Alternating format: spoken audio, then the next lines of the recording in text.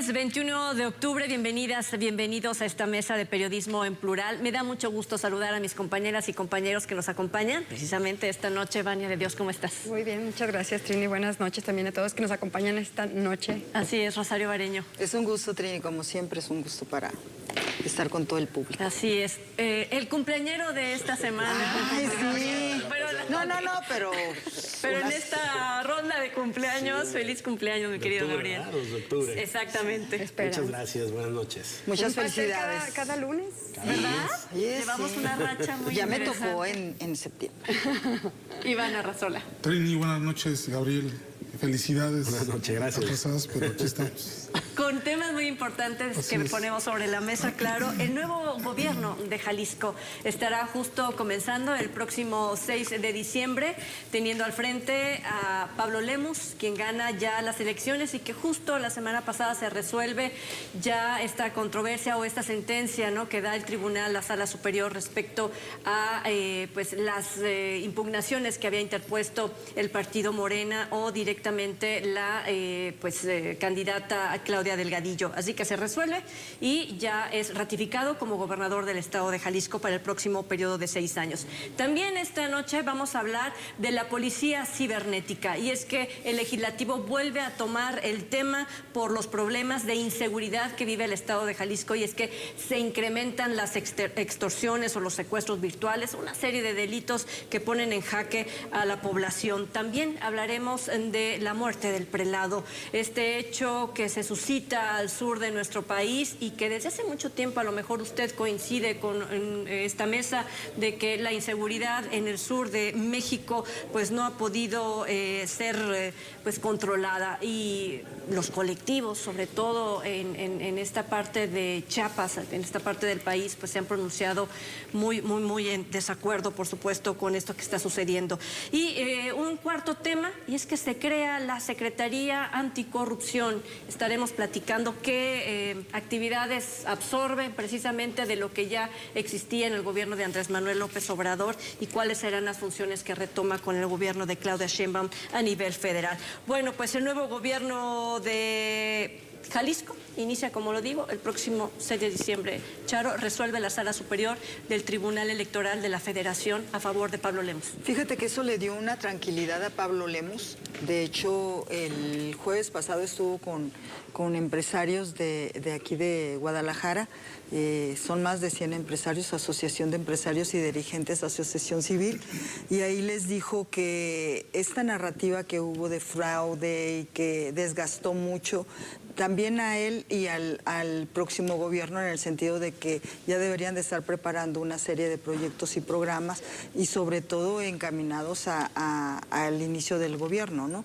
Pero bueno, dice que uno de los proyectos que está insistiendo mucho y que lo va a presentar en los próximos días a la doctora Claudia Sheinbaum, a la presidenta de México, es la línea 5, que le interesa mucho, que es del Salto al centro de Guadalajara, sobre todo para que estuviera antes del Mundial de Fútbol, que aquí va a estar en Guadalajara. El 26, una ¿verdad? parte el 2026. Esta obra dice que tiene abarca como 14,000 millones de pesos, pero una primera etapa, que es lo que él quiere, serían como 8,700 millones. Dice que le interesa plantearlo a la doctora Sheinbaum. ¿Por qué?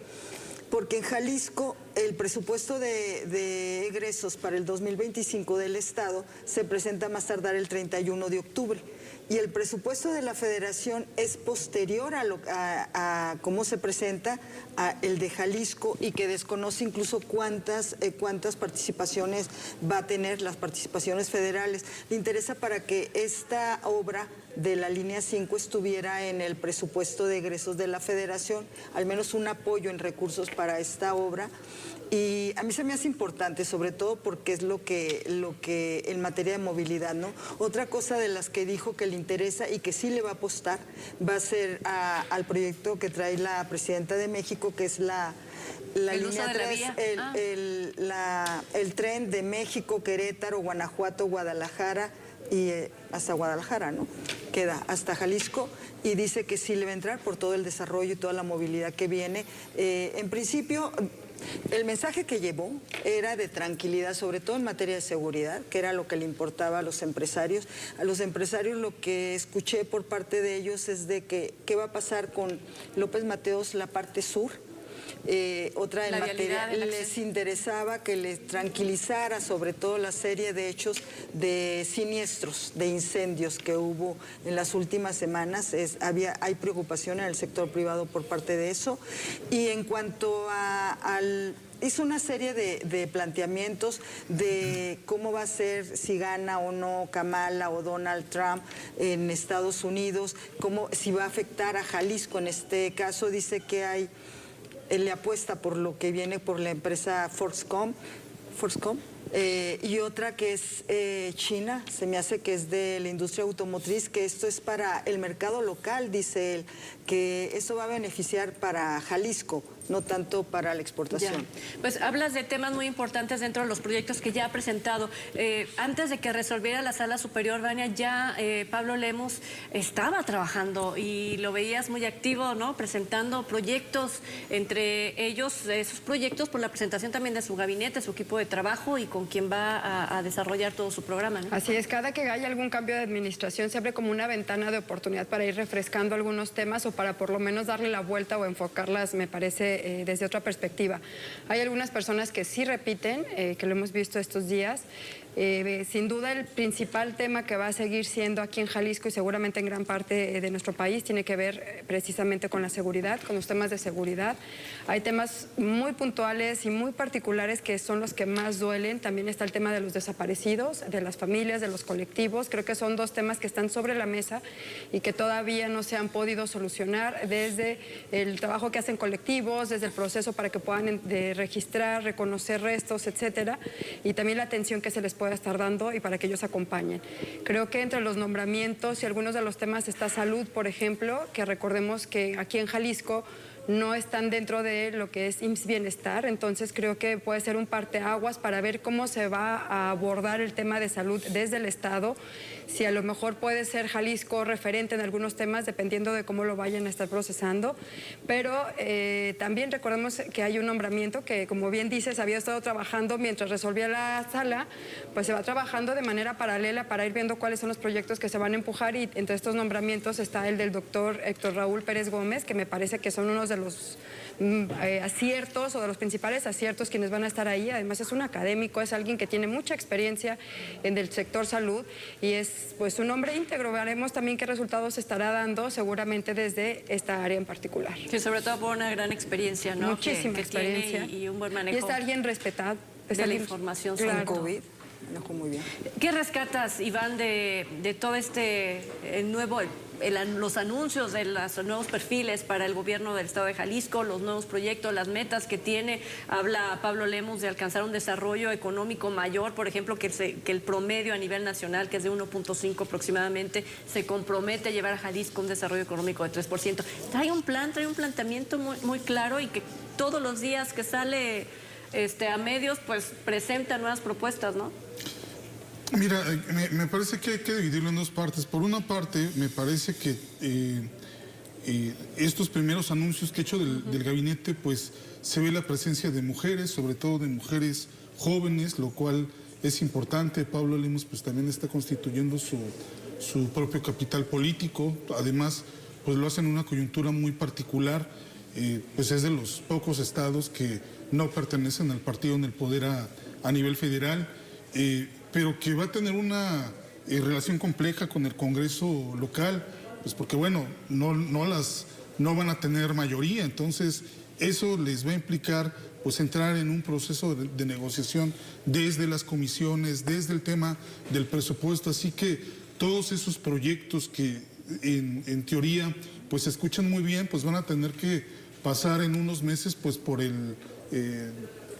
esto que es la política. Rasero, ¿no? De la exactamente, política. Entonces me parece que va a tener un comienzo, me parece particularmente complejo, y también recordando y yéndonos para dentro de 3 años que si las cosas no salen bien, pues en 2027 podrían perder zona metropolitana de Guadalajara, inclusive no tenían mayoría en el Congreso, como ha ocurrido con otros partidos una vez que repiten por segunda vez en el Congreso, ¿no? Entonces, me parece que es una situación compleja en la cual va a asumir este nuevo gobierno.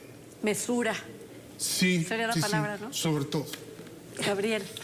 Bueno, yo veo 11 nombramientos, de los cuales 6 son mujeres, de los que se han anunciado, y veo también una discordancia en términos de la relación política directa con Pablo Lemus entre lo que podría definirse como el gabinete político y el gabinete económico. Es decir, en el gabinete político yo sigo viendo a personajes más ligados al gobernador que termina que al que entra, ¿no? Y en el gabinete económico, encabezando por el expresidente de Coparmex y por la nueva secretaria de Economía, la primera mujer en ocupar esa posición en mucho tiempo, ahí sí veo, digamos, la mano completa del gobernador electo, que en próximos días será gobernador constitucional porque ha fenecido todo el proceso de impugnación que la ley prevía y no hay ninguna instancia más que resolver ni ningún otro tema más que resolver. Ahora bien, yo creo que el principal problema que yo en el que no observo un abordaje correcto es en el de la seguridad. Es decir, yo creo que en el del crecimiento está muy bien, su planteamiento sobre el empleo está muy bien, en el tema de la movilidad, el abordaje que hacen de que quieren hacer alguna intervención en las carreteras de Jalisco que son verdaderamente espantosas. Estamos en un abandono total en temas de caminos y carreteras, aunque se diga algunas son federales, pues sí, pero son de Jalisco y tiene que haber una gestión para que se reparen. Bueno, pero en el tema de la seguridad, yo creo que ahí sí nos quedan a deber, porque lo único que se ha propuesto, y que a mí me parece que es una medida hasta cierto punto efectista, es la creación de una burocracia con nombre y apellido para atender el tema de la búsqueda de personas desaparecidas. Pero que esa nueva secretaría, si se va uno al dictamen y revisa lo que implica, pues no atiende ninguna de las causas que están generando el problema en Jalisco y que son multifactoriales. Nada menos, la semana pasada, el rector de la universidad se quejaba de que ni siquiera los vehículos ya con logo de la universidad pueden pasar hacia la carretera hacia el norte, mientras el gobierno sigue sin reconocer que hay retenes y que a la gente le quitan sus carros, sus pertenencias, algunos incluso los levantas y los secuestran. Y bueno, eso está empezando a pasar cada vez con mayor asunto, esta preocupación que hay en el sector privado de estos incendios que siguen sin tener una explicación muy clara de lo que está pasando ahí. Y en el abordaje del tema de la seguridad, yo creo que ahí es siendo el tema más delicado que le importa a los jaliscienses, te diría a los mexicanos, porque tampoco es que sea un asunto privativo de Jalisco y no un problema nacional, no es un problema nacional. Pero yo creo que más allá de los negocios, de la economía y del empleo, está el tema de la integridad física de quienes vivimos en Jalisco y de quienes visitan Jalisco a través de sus carreteras y sus vías de comunicación. Yo creo que en este abordaje sí se requiere algo más que la propuesta exclusiva del gobierno, es decir, una suerte de modelo triple hélice donde sea sociedad, organizaciones no gubernamentales y gobierno, quienes cierren filas para hacer un diagnóstico, para hacer un abordaje participativo, un sistema de parlamento abierto para ver qué tipo de leyes o instituciones requieren atender a un Estado que tiene el lugar número 1, el tristemente célebre lugar número 1 en personas desaparecidas a nivel nacional. Entonces yo creo que en esto sí nos quedan a deber con lo que se ha presentado hasta hoy. A ver, por ejemplo, hablamos de seguridad, hablamos de salud y hablamos, bueno, del gabinete. Cuando tú hablabas del IMSS Bienestar, por ejemplo, ya lo dijeron tajantemente, por ejemplo, hablando de no se unen al sistema nacional, eso es un hecho. En tema de seguridad piden coordinación con el gobierno federal. Entonces, cuando tú dices mesura, ¿no? Cuando hablamos de la palabra mesura, creo que todos estos puntos le van a obligar al nuevo gobierno en todos los sectores a un diálogo profundo. Él Yo creo que no hay otra, Él dijo, y se los dijo porque lo escuché, incluso a los empresarios, dice, yo no voy a confrontarme, no me voy a pelear con la presidenta de México. Al contrario, yo llevo un mensaje de coordinación. Sin embargo, es contradictorio cuando ya desde un principio dijo lo del IMSS, o sea, bienestar en el sector salud, ¿no? Él dice que la gente... Ahora, la ciudadanía... ese es pleito cuando dices no le entro al IMSS. Pues yo creo que puede ser lo más sano. Si ves que algo no va a estar funcionando en el Estado... Sí, pero hay que ver cómo lo están planteando. Si lo plantean que realmente dé resultados para la ciudadanía en Jalisco, pues estaría fabuloso, ¿no? Pero él dice que no, que la gente ya está harta de todos estos conflictos que ha tenido en los años pasados con la Federación. Habrá que ver si esto se aterriza. Los conflictos no nomás eran con la Federación, ojalá y con los que dependen de nosotros, eso sí se resuelva, ¿no? Exactamente. Y Iván, ahora, de los perfiles que ha mencionado, ¿tú crees, cuando dice, bueno, es que, por ejemplo, la parte política está muy cargada al alfarismo y la parte económica? Pues sí, porque también Pablo Lemus viene del sector empresarial. ¿Crees que en algún momento vaya a haber un punto de encuentro, ¿no?, donde solamente se note la mano de Pablo Lemus? Pues generalmente cuando se empieza a notar la mano, pues es cuando ya va muy avanzado el proceso, la administración. La administración, entonces, Cuando sí, se ya de vaya al repente, FAR. pues es bueno, cambias de equipo a la mitad y qué hay con los proyectos que has aplicado. A mí hay algo que me llamó mucho la atención cuando se da el fallo y entrevistan a Pablo Lemus, le preguntan cuál va a ser su relación con la Federación y él dice, no vamos a hacer un gobierno sumiso, ¿no? Entonces, el tema de la educación y este tema que tiene que ver con la salud, dice, no, pues Jalisco va a tener sus propios sistemas.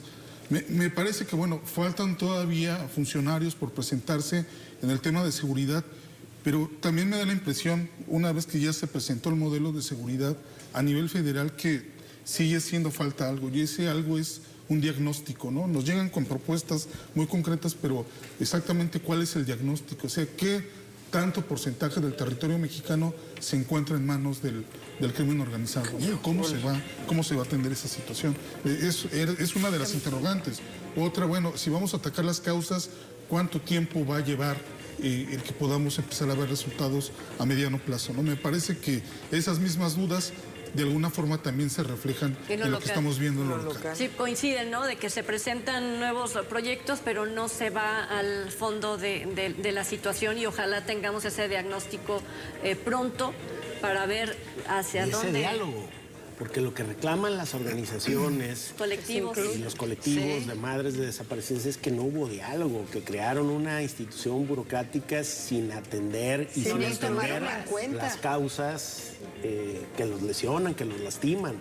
Entonces yo creo que es muy importante que el gobierno dialogue, que por ahí leí una columna muy acertada, decía, se cometió el mismo error que al inicio del periodo de Enrique Alfaro, cuando desapareció en el Instituto de las Mujeres sin hablar con los colectivos que defienden los derechos de las mujeres. Pues y ojalá. se creó una nueva secretaría que nunca les terminó de llenar el ojo a nadie. Pues que no dice dio que será tantos una resultados. administración de Y que no puertas dio muchos abiertas y resultados, sobre ¿no? todo también en el tema, obviamente, de las personas desaparecidas. Tenemos que hacer una breve pausa y cuando regresemos hablaremos precisamente de seguridad, porque insisten en el fortalecimiento de la policía cibernética. Al regresar.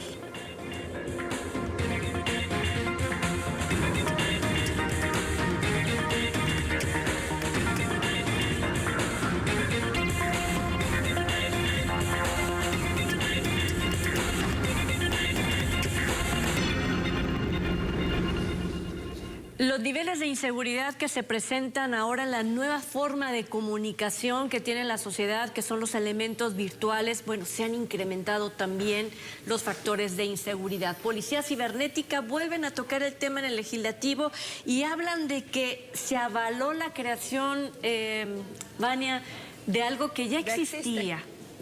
Bueno, lo que se decía fue el viernes pasado, me parece, que en el Congreso se había avalado la creación de una policía cibernética cuando esta ya existe. ¿Qué es lo que hace la policía cibernética? Es navegar en ciertos sitios. Bueno, para empezar depende de la Fiscalía directamente, y también coadyuva con el Ministerio Público en algunas investigaciones cuando se les requieren.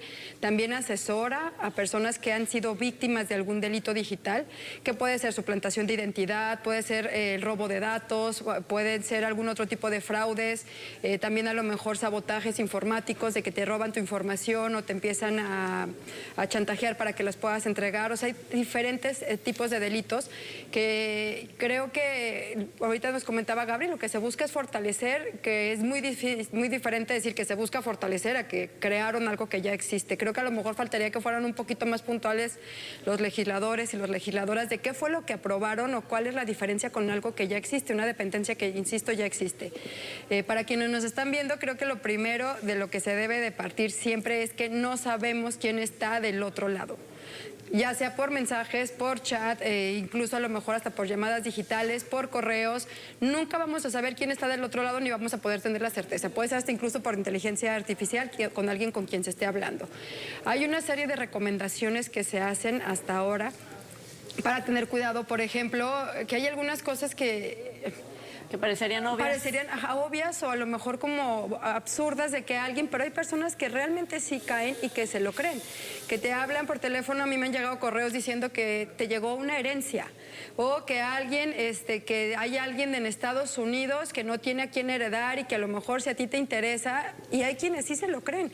Lo primero que hacen es pedirte dinero. Hace poquito veíamos otro tipo de fraudes que tienen que ver con los chats, con las aplicaciones de citas, que hay personas que se han hecho especialistas en estafar a otras personas y que terminan estafando aquí en N+. Hace unos días había una nota sobre eso, de una mujer que estafaron con 75,000 pesos, que alguien le empezó a pedir dinero para decirle que necesitaba algo, dinero prestado, y después se los van a regresar o para el vuelo de avión, y son personas que en tu vida vas a conocer físicamente o no vas a tener contacto y te terminan estafando. Hace poco a un profesor que conozco, también igual, alguien le habló, le mandó un mensaje, dice: hola querido fulanito, ¿cómo estás? Te habla Sutanito. Y él conocía a Sutanito. Ah, muy bien, ¿a ti cómo vas? Pesco. Le empezaron a decir: te quiero mandar algo, fíjate que me llegó un regalo porque te quiero agradecer, pásame tu dirección. Esta persona le pasó su dirección. Wow. Pensando que sí era alguien. Entonces, claro, el escuchar el nombre de algún familiar, el nombre de alguien que conoces. Soy tu prima. Eres Laura. Pero no confirmas. Entonces, yo creo que lo principal es partir de que nunca sabes quién está del otro lado, no confiar, no abrir links ni ligas, no compartir información de tarjetas de crédito, ni NIPS, ni tu dirección, ni tu nombre completo, bueno, hasta ni siquiera fotografías donde te puedan identificar dónde estás. Fíjate que bien hablas tú de la inteligencia artificial, y en Europa, por ejemplo, bueno, hay una serie de discusiones sobre la legislación de la inteligencia artificial, que no la puedes limitar porque es una herramienta que puede servir para el desarrollo de profesiones o simplemente tener acceso, pero tiene la otra cara, mi querido Iván. Sí, así es. Bueno, hay todo un debate acerca de los límites, ¿no?, que puede alcanzar la inteligencia artificial. Coincido con Vania, uno de los problemas que me parece que tenemos, y a eso estamos expuestos todos, pues es a que pues en algún momento te puede tocar una experiencia de este tipo. Recuerdo hace unas semanas que me hablan y me ofrecen una tarjeta de crédito y yo, bueno, cándidamente empiezo a dar todos los datos que me piden. Y bueno, me dicen, vamos a validar la información y si se le aprueba o no su tarjeta de crédito. Y se corta la llamada. Entonces, fueron pues, las peores horas porque ya me robaron la identidad. Claro. Seguramente van a sacar algún crédito en una tienda departamental. O sea, yo tenía Eres el hombre más endeudado de todo México. Los millones. Sí, afortunadamente conocí a una persona que trabajaba en un call center y bueno, le di toda la información, cómo estuvo, y me dijo, bueno, tienes que estar tranquilo, sí fue una llamada real, sí te estaban ofreciendo una tarjeta, pero bueno, tuve la fortuna de conocer pues quién estaba del otro lado, ¿no? Pero pues la realidad es de que... O sea, sí fue real, la llamada sí era una oferta de una tarjeta, así bien. Y todo, ¿no? Pero menos bueno... mal, pero mejor no digan nada. Pero es que además las instituciones cada vez se esfuerzan todo por hacer de forma mucho más virtual. Uno va al banco, quiero renovar mi plástico, quiero cambiarlo, bueno... Llama primero por teléfono, alguien te tiene que atender, tienes que dar una serie de datos. Ya no quieren atender físicamente a nadie. Y ya todo se vuelve digital, entonces pues eso todavía aumenta más la desconfianza, ¿no?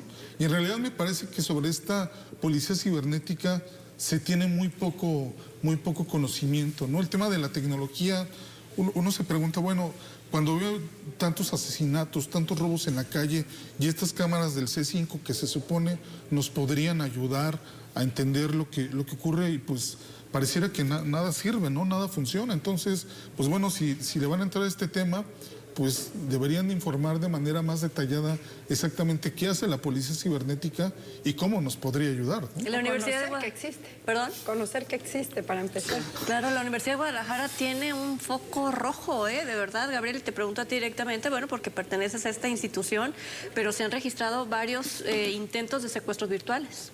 Sí, bueno, por población de alumnos, pues naturalmente somos, digamos, proporcionalmente somos a los que más nos puede tocar, y nos ha tocado, por supuesto. Yo creo que la idea de fortalecer la policía cibernética a mí me parece una gran iniciativa. Efectivamente ya existía, pero lo que están planteando es darle nuevas herramientas para que sea mucho más efectiva.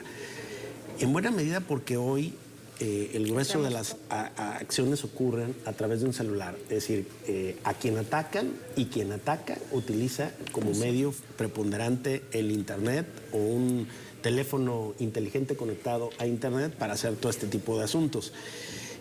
Si tienen las herramientas tecnológicas adecuadas, se puede rastrear porque todo funciona a través de direcciones IP, todo deja una huella digital.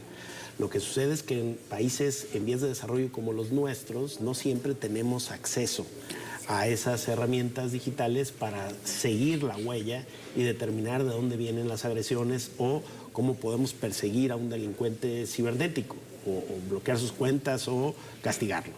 En esencia, yo creo que el gobierno de Jalisco esté finalmente poniendo atención y la lupa en fortalecer una policía cibernética, hoy que buena parte de los delitos ocurren gracias al uso indebido de la tecnología, pues a mí me parece muy acertado. Ahora, lo importante es que la policía cibernética no se convierta también en una caja de Pandora para utilizarla con fines políticos y que mañana entre el gobierno a tu Facebook, a tu cuenta de correo, a tus redes sociales a revisar qué está haciendo.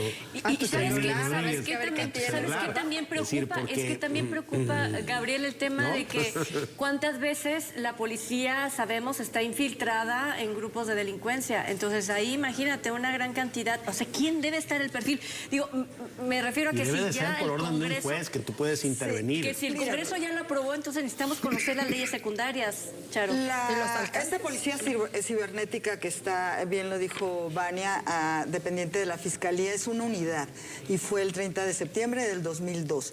Y cuando surge la primera vez de manera formal. Cuando ya se estableció. Me acuerdo que antes de la pandemia yo entrevisté a la titular de la Policía Cibernética, de la Unidad Cibernética, así se llamaba. Y yo le entrevisté respecto a una denuncia que había, que estaban extorsionando a una persona, le estaban diciendo una serie de situaciones. Y yo tomé ese caso y ella me dijo, tienen que denunciar, tienes que tomar la dirección IP. Y en base a eso ellos rastrean. Pero bien lo dijeron ustedes, no hay difusión, no se sabe. En cuanto a la población vulnerable, ahorita tocaste un tema de la Universidad de Guadalajara. Sí. Nosotros en el periódico El Occidental llevamos este asunto porque nos llamó mucho la atención y más que todo por la vulnerabilidad de los estudiantes. Del 2016 al 2024 la Universidad de Guadalajara, la unidad que se dedica a ellos de la coordinación de seguridad, lleva 97 secuestros virtuales, unos en centros universitarios como el CUSEI y otros en la prepa 7, 4, sobre todo en prepas. Fueron 96 más o menos o algo así de llamadas por extorsión. Y se aprovechan de los alumnos de prepa y sobre todo los que van iniciando los ingresos nuevos de preparatoria de los estudiantes y es lamentable cómo hacen sufrir no solamente a los estudiantes, sino a los papás o a los familiares. Claro. Afortunadamente, no llegó a mayores en ninguno de los estudiantes. Afortunadamente, mira, se me pone chinita porque me mostraron algunas situaciones y lo que están haciendo en la universidad, sobre todo la coordinación de seguridad, son talleres de orientación a los padres, a los alumnos, porque es muy importante esto que se sepa. Otra cosa, las extorsiones. Me acuerdo, yo acabo también casi como Iván, pero respecto a un compañero periodista de muchos años que me contactan vía Messenger por Face y me comienzan a decir que iba a venir, él está en Estados Unidos, iba a venir acá a Guadalajara y que querían ver y que esto y que el otro. Y yo casi estaba cayendo. En ese día acabábamos de tener un foro de periodistas vía virtual. Él participó y el que coordinó esto le mandó un mensaje. Le dije, oye, me están mandando esto de esta persona, de este compañero periodista que viene para acá. Es falso, Charo, me dijo, es falso. Yo dije, inmediatamente bloqueé todo. Tengo una serie de llamadas, yo creo que ustedes también, donde posible spam, yo no contesto, yo ya no contesto, sinceramente, porque ya es un riesgo, Hay ¿no? una parte muy importante de esto y que tiene que ver con las cuestiones de género, Vania, porque a las mujeres no solamente se les trata de convencer para extorsionar sino que sí tienen a veces contenido porque sí logran filtrarse a las redes de mujeres, sobre todo para extorsionarlas en caso de que estas mujeres tuvieran algún contenido sexual, erótico, etcétera, y que ahora con la inteligencia artificial todavía se incrementa más el riesgo de que estas mujeres, estas mujeres estuvieran en riesgo. Uno de los puntos que salió el domingo en un reportaje de un periódico local fue que incluso hay lugares establecidos que te ofrecen reparar tu celular por poco dinero, donde cuando vas ahí, incluso citaron un caso, que está en este domingo en un diario local, de un caso que tiene un montón de demandas donde les hackean el teléfono, les bajan todos sus datos. Ya. ¿No? Van a que te arreglen la memoria, que te cambien la pantalla, vacían de información tu teléfono, se quedan con la información, la venden o la proporcionan en como complicidad los archivos de Tepito, ¿recuerdas? a los grupos delincuenciales para que luego te estén chantajeando con esa información que tú mismo les llegaste tu aparato. Entonces, si usted tiene un aparato, vaya a un lugar autorizado. Tampoco no vaya a cualquier lugar. Si aquí trae tanta información y desde aquí accede a su cuenta de banco y tiene un montón de claves guardadas, no vaya a cualquier lugar, que a la plaza de no sé qué, a un puestito X con una gente que nunca ha visto y le entregue toda su información a cambio de nada. Los que dan voluntariamente. ¿Los que dan qué? Para los que dan servicio, ahí sí yo caí, me fraudearon, lamentablemente. pero vamos a hablar de eso. Sí, no, lamentablemente, pero son negocios que se anuncian y tú sí, claro. cándidamente, A ver, fíjense, diferentes negocios. Se supone que estamos, no son centros estamos autorizados. justo No en el son. espacio donde analizamos el delito, donde platicamos con expertas, personas expertas en el tema, donde traemos la noticia fresca, ¿no? Las leyes, etcétera. Y aún así nos envolvemos en un chantaje, nos envolvemos en una extorsión, y más cuando está en riesgo nuestra nuestra información. Sí, toda nuestra... Exacto. Y nuestras direcciones. Saben justo, o sea, hasta psicológicamente saben por dónde llegarle a las y los mexicanos. Sí, yo creo que retomando lo que hablabas, hace poco se acercó conmigo una chica y me decía, como que le daba mucha pena. Me dice, Vania, no sé qué hacer. Dice, me llegó un correo, dice, pero me lo mandaron de mi correo.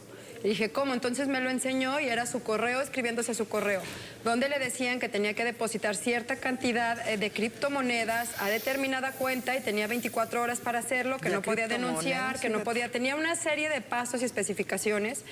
Y le decían que tenían sus cuentas, entonces ella empezó a cerrar cuentas y todo, y la amenaza de que no podía hacer nada más. Y ¿dónde estaba el truco o el chantaje? Dice, es que me hablan de un video y que tienen ellos videos o que tienen imágenes mías que pueden ser muy comprometedoras.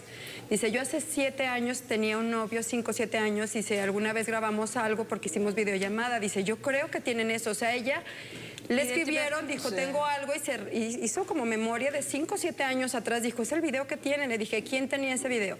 Nada más yo y él. Le dije, y entonces ya pensando, le dije, ¿está casado? ¿Que alguien más puede habértelo mandado? No, dice, no hay nada, o sea, de ahí.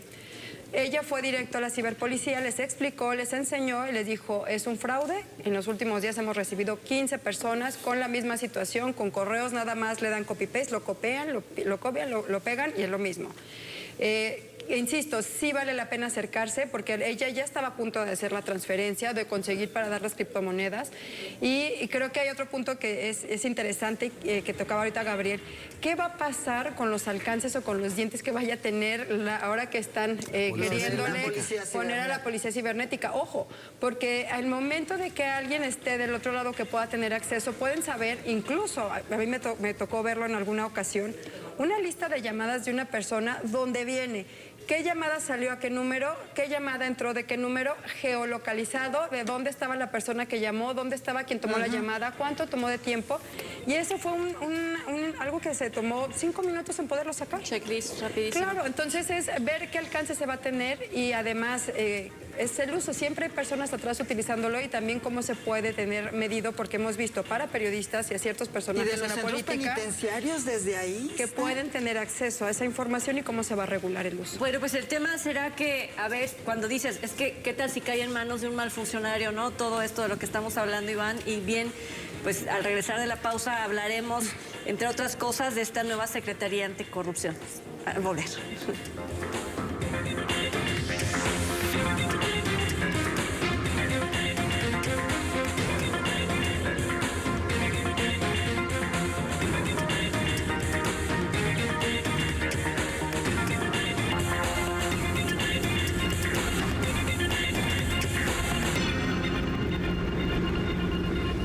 Bueno, pues se ha presentado ya la propuesta de la Secretaría Anticorrupción y de Buen Gobierno que tomará las tareas del Instituto Nacional de Transparencia, Acceso a la Información y Protección de Datos Personales. Es una nueva forma de administrar el ejercicio público, mi querido Iván. Sí, así es. Bueno, pues estamos ante pues una, vamos a decirlo así, nueva perspectiva de cómo abordar todo el tema de la corrupción. Dice la secretaria Raquel Buenrostro que se cambió el nombre de la secretaría antes de la función pública, pues también a sugerencia de la presidenta Claudia Sheinbaum. Y el enfoque de esta secretaría sobre qué va. Bueno, en primer lugar, considera la secretaría que es muy importante el enfoque preventivo, que el Estado mexicano pues gasta mucho dinero combatiendo el tema de la corrupción, de ahí que entonces hay que pensar en cómo podemos prevenir el delito antes de que ocurra. En las grandes obras. Y bueno, por otro lado también pues habla de dar cursos a los funcionarios públicos para que pues se puedan, digamos, educar en una nueva cultura de la honestidad, de reivindicar precisamente esta función pública, ¿no? Obviamente pues también el apoyo de equipo tecnológico como para poder también sobre todo revisar el tema de las obras. Aquí algo que me llama la atención, digamos, dentro de toda esta nueva propuesta es ¿y qué pasa con los casos del pasado? ¿Hasta dónde realmente se puede investigar? Si bien es importante el tema de la prevención, pues los delitos no deberían de quedar impunes, ¿no? Entonces, si hay casos que investigar, no solamente del sexenio de López Obrador, sino de sexenios anteriores, ¿le entrará esta secretaría al tema? O digamos que esto será como una especie de borrón y cuenta nueva. Y ver para adelante únicamente. Cuando se acaba una dependencia y surge otra, ¿se corre riesgo de que en México de verdad se borre un capítulo de la historia? Mira, lo que pasa es que también la Secretaría de la Función Pública pues no ha mostrado ni ser ni la más independiente ni la que va al punto, ¿no? Y lo vimos, por ejemplo, en el caso de la Casa Blanca de Peña Nieto, ¿no? De que pues en su momento sale el secretario y dice, bueno, pues es que no hay delito que perseguir, ¿no? Entonces, el tema con las secretarías es hasta dónde una secretaría puede llegar al fondo de un asunto o qué tanto tendría que ser de un organismo independiente que no esté sujeto al gobierno, que no esté bajo la autoridad presidencial. Creo que lo que le están discutiendo, ¿no?, los conocedores de la administración pública es la autonomía de los órganos que regulan la administración pública, Gabriel. A ver, no es que no regulan a la administración pública. En el caso exclusivo del derecho a acceso a la información, Del Instituto de lo Transparencia. que habíamos creado, de acuerdo se creó primero la ley que garantizó el derecho y luego un organismo constitucionalmente autónomo que tutelara ese derecho, el de acceso a la información. Posteriormente se aprueba una ley de protección de datos personales y también le dan a ese mismo instituto la tutela de ese otro derecho, ¿no? Y así es como llegamos a un instituto de acceso a la información y protección de datos personales. Bueno, ese instituto se plantea, hay una iniciativa ahí en ciernes para desaparecerlo. Legalmente no está desaparecido, pero se dice, al menos en las conferencias de prensa, que la propuesta es desaparecerlo. Y luego entonces le ligan a esos dos derechos el tema de la anticorrupción y hacen como una mezcla de las dos, ¿no? Entonces dicen que hay una nueva secretaría que va a tutelar el derecho a acceso a la información pública y además va a combatir la corrupción. Yo creo que Ahora entonces sí lo regularía. Estamos mezclando una cosa con la otra. Primero porque la preocupación más legítima respecto a este asunto es que el gobierno sería juez y parte, es decir, sería el encargado de entregar la información y a la vez de generarla, ¿no? Y que tener un organismo constitucionalmente autónomo que atendiera ese asunto era precisamente porque el gobierno es el principal sujeto obligado de una ley que garantiza el derecho a saber de todo lo que ocurre en el ámbito público. Claro, hay asuntos públicos que están fuera del gobierno, como lo que pasa en las universidades o en las paraestatales o en los organismos constitucionalmente autónomos que también son sujetos obligados, o los partidos políticos que ya de acuerdo a la ley son sujetos obligados de la ley de transparencia. Y lo del anticorrupción, pues ahí yo hago una pausa porque es otro tema, pero diría, el tema anticorrupción en México ha sido un discurso, una farsa, una tomada de pelo. En el periodo de Peña Nieto, que podría decir que fue el periodo en donde la corrupción fue más ramplona, más evidente, fue justamente allí, después de la Casa Blanca, que salen con la propuesta efectista de decir, vamos a crear un sistema nacional anticorrupción, luego todos los estados, un sistema estatal anticorrupción. ¿Y qué tenemos? Más corrupción. Es decir, tenemos un sistema, pero también tenemos más corrupción. Entonces, pues pareciera que estos sistemas fueron como una suerte de efecto ahí para la sociedad civil, para los medios, para ponernos a debatir algo que en realidad fue creado para que no funcionara. Y no funciona, tan no funciona que hoy están planteando otra alternativa. Y concluiría, Trini, diciendo lo siguiente. Durante el final del periodo de Peña Nieto y lo que fue del periodo de Andrés Manuel López Obrador, yo podría decir que la dependencia que sí tuvo un abordaje mucho más efectivo en el tema anticorrupción fue la unidad de inteligencia financiera, porque la corrupción básicamente tiene que ver con el dinero. Si tú tienes la capacidad legal y tecnológica de rastrear a dónde va el dinero ilícito en el país, vas a tener un abordaje exitoso, mucho más exitoso, de acceso a la corrupción. Pero si lo que tienes son sistemas barrocos, sin ninguna facultad, que te cuestan un ojo de la cara, que están integrados por un montón de gente de la academia, que no tienen expertise en la administración pública, y les dejas a ellos el combate a la corrupción, lo que tienes son conferencias, poses, podiums que no llevan y que no combaten y que no generan ningún resultado. Pues estábamos hablando hace un momento del tema de la policía cibernética y bueno, una de las apuestas que hace esta nueva secretaría es justo a la digitalización. Bueno, creo que para empezar habría que ver qué facultades, si tiene facultades nuevas o no, como ahorita decía Gabriel, y cuáles son estas. Algo que coincido que es fundamental son los controles de rendición de cuentas. O sea, es algo que se necesita sí o sí para saber en qué se gasta el dinero. Todos los que hemos trabajado como reporteros o que hemos estado, siempre hemos dicho, incluso en la escuela, cuando me ha tocado dar clases, es sigue el hilito del dinero. O sea, siempre vas a saber. Sigue el hilo del dinero y vas a encontrar algo, porque ahí o hay nota por algún desvío o hay nota por... O sea, siempre va a haber alguna nota por algo. ¿Por qué? Por el uso, porque son recursos públicos al final del día. Entonces, no es la excepción. Hablaba, por ejemplo, en la rueda de prensa cuando se presentó que iba a haber el cambio de nombre, que hablaban sobre que va a ser algo más bien preventivo para poderlos ir orientando. Me llamó mucho la atención que hablaban de un acompañamiento a algunas de las obras y una de esas era al Tren Maya.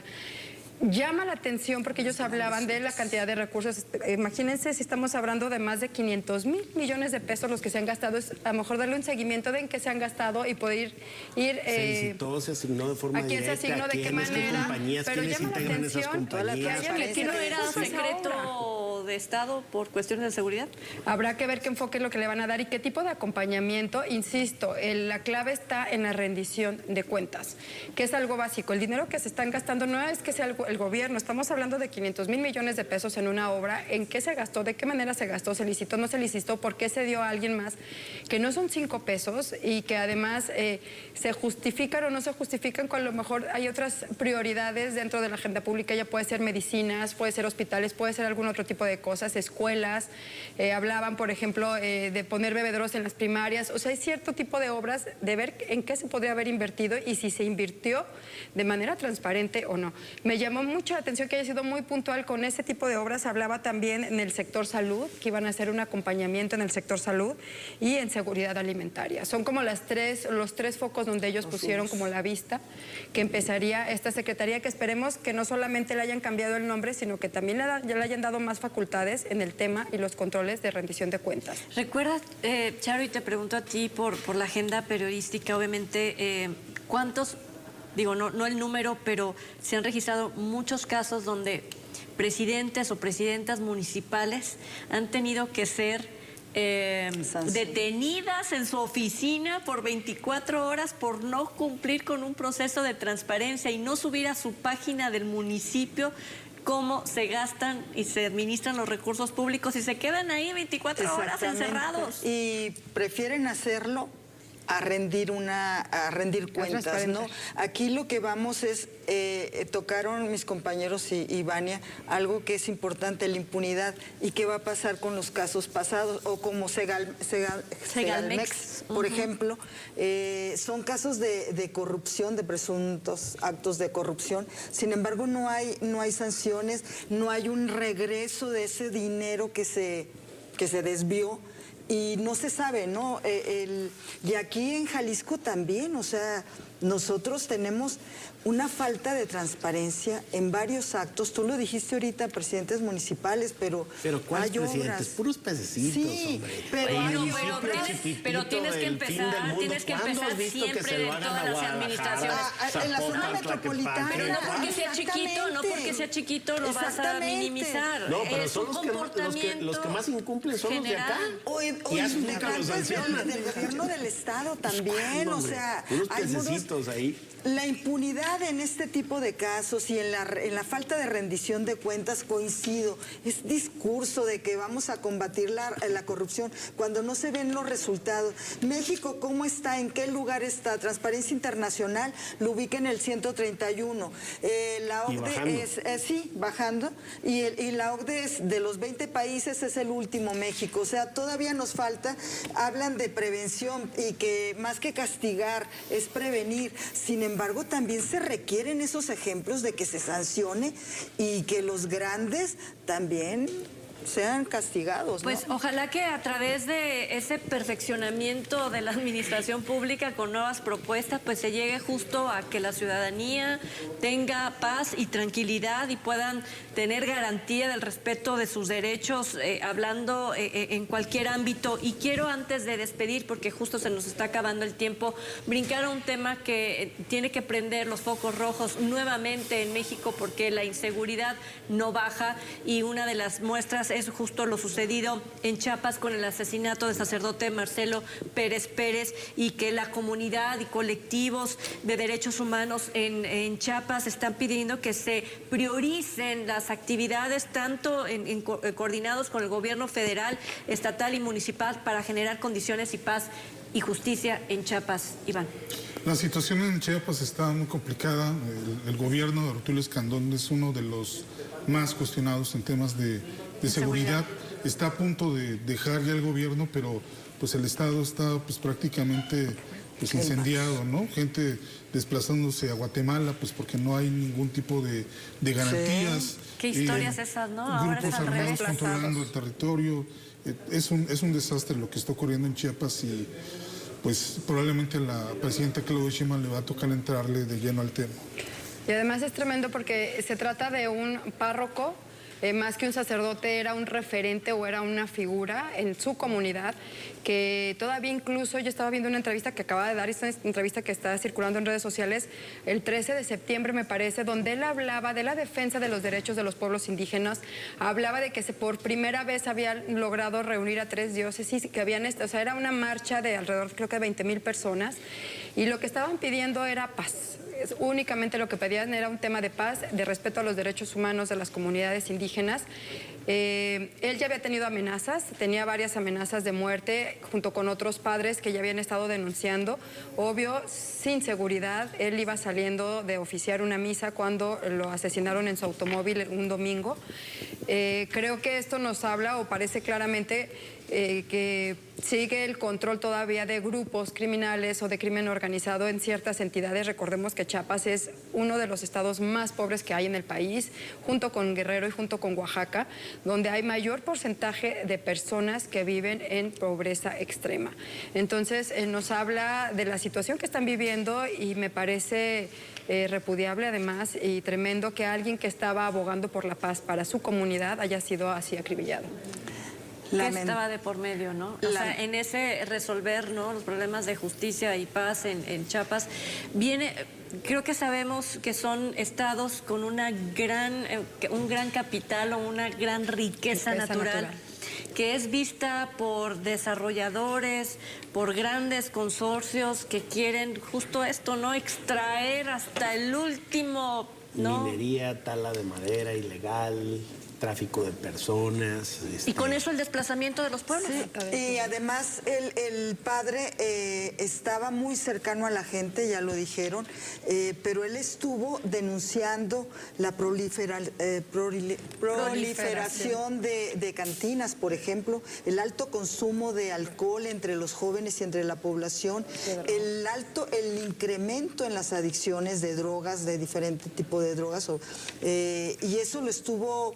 Y sobre todo con los grupos caciquiles, con los grupos delincuenciales que ya lo traían, había amenazas de él, un párroco que estaba más que todo muy cercano en defensa de los derechos de los pueblos originarios y sobre todo de su gente, de mujeres, de jóvenes, de niños, de adultos, y es lamentable que se dé este tipo con una persona que fue activista, aparte de su labor religiosa y de la que tenía dentro de la comunidad, que lo hayan asesinado de esta manera. Ya lo habíamos comentado en programas anteriores en época de campaña, cómo estaban en campaña los grupos divididos, los cárteles que por un lado estaban apoyando a ciertos candidatos y el otro bando a determinados, estaban confrontados, y es un estado, bien lo dijiste, un estado que lamentablemente está incendiado por la inseguridad, por los grupos del narcotráfico, contrario a lo que tú dices, ¿no? La riqueza, la belleza que tiene el estado de Chiapas. Sí, y el ejercicio, pues, de la explotación de los recursos, ¿no? Pues son estados muy pobres, pero muy ricos, me refiero. Ahí hay madera, ahí hay agua, ahí hay minerales, ahí hay petróleo, ahí tenemos también frontera. Entonces, lo que no hay es gobierno ni autoridad. Es decir, no hay quien ponga orden, no hay quien haga valer la ley. Y además son estados que históricamente se han gobernado por sus propios usos y costumbres, y que hay ahí una mezcolanza de excepciones a la ley muy antigua también, problemas muy severos en la frontera sur que afectan ahí. Es un cóctel explosivo, ya lo fue para el presidente Salinas, recuerda cuáles fueron las condiciones que dieron lugar al levantamiento armado precisamente en ese estado, y cuáles son las condiciones que hoy podrían llevar también a una circunstancia de violencia exacerbada. Si no se pone atención, yo creo que la muerte de este párrafo no es sino una llamada de alerta en última instancia de que estamos en una circunstancia ya completamente fuera del control. Ojo, porque organizados ya están, porque colectivos ya hay, existe, y no es uno, son muchas, son varios, zonas, y que en algún momento pudieran a lo mejor, ¿no?, es decir, o declarar un basta ya, ¿no?, como comunidad, porque de verdad es increíble que tengan que estar saliendo del país para sentirse más seguros. Y luego irse a Guatemala. Cuando sabemos que son países centroamericanos que lo que buscan es dejar sus países porque están amenazados de muerte y no se puede vivir. Este asesinato lo puso en el ojo internacional. También. Bueno, pues ahí está la muerte, el asesinato de Marcelo Pérez Pérez en Chiapas y que, bueno, pone la agenda de seguridad también en ese estado. Que, bueno, todo el sexenio de Andrés Manuel López Obrador, estuvimos escuchando, Iván, que lo que se quería era justo enriquecer más y ver por los pueblos del sur del país. Desafortunadamente, pues el desarrollo pues no llega a todos los lugares y tampoco en todos los lugares son las mismas. Se abre una carpeta de investigación cada que escuchamos que un homicidio, se abre una carpeta de investigación, sabemos que es un delito que lamentablemente quedará impune. Esa Pues es la realidad. piden que no suceda así. Ojalá. Al tiempo. Ojalá. Iván Arrazola, muchísimas gracias por acompañarnos. Vania de Dios. Gracias, buenas noches. Gracias, Trini. Gracias, Gabriel Torres. Buenas noches. Gracias a usted por habernos acompañado. Que tenga una excelente noche.